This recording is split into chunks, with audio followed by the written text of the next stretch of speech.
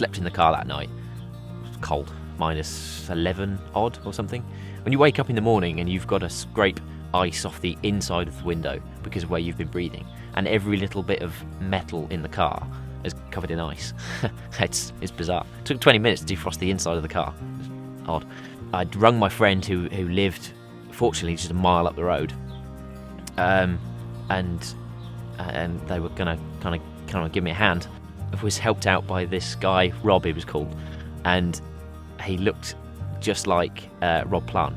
Yeah, so it's long, curly, blonde hair, big kind of all-in-one jumpsuit type thing.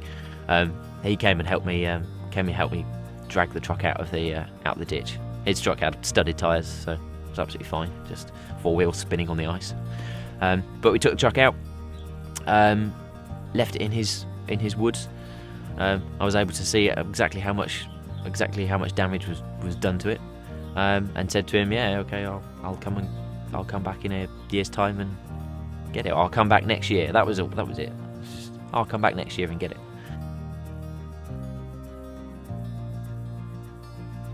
There's so many people that said to me, "Oh, it's an old Volkswagen, you know. It's rusted. It's now broken. Just leave it." Even my dad said, "Just pay somebody to get it off his land and forget about it. You know, just don't worry about it." I was like, "Yeah, no, but I can't do that." I said, I owe it to her.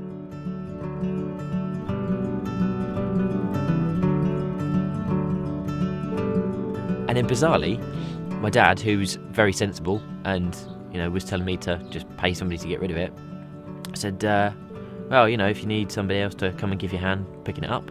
I was like, "Really? You do that?" It's like, yeah, you know, sounds fun. So, nearly a year to the day, pretty much, later, me and my dad had got tickets. We'd planned to fly all the way over there. It's a good, 21 hours worth of travelling to get there. It's a long way, you know, it's pretty much the other side of the globe. And we'd come up with this plan, so I was going to hire a truck and hire a trailer this time, and get it that way. So yeah, in October last year, we flew over to Anchorage, picked up a U-Haul truck and trailer, drove to Valdez, the little place where the truck was being kept. Friend of mine, I'd spoke to them. The house where it was, I'd spoken to the people probably about 3 months prior to this, and I was like, "Yeah, hi, it's Colin. Is the bus still there?" "Yeah, bus is still there. It's good. But I hadn't spoken to them since then. So when we came around that corner in Alaska to where I left the van, I wasn't 100% sure if it would actually still be there. We just literally about managed to get there before the snow started coming down.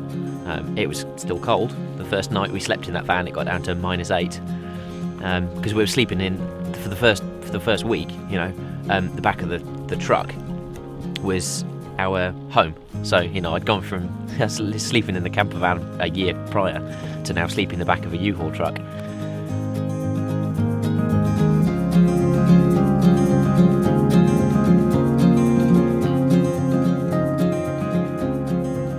You know, it was cool to spend time with my dad as well.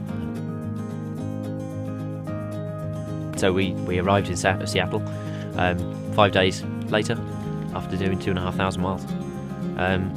Dropped off at the shipping company and bid her farewell. And then in January of this year, she arrived into the docks, went down there with another truck and trailer, and dragged all the way back here. And this is where she resides, and has been residing for a little while.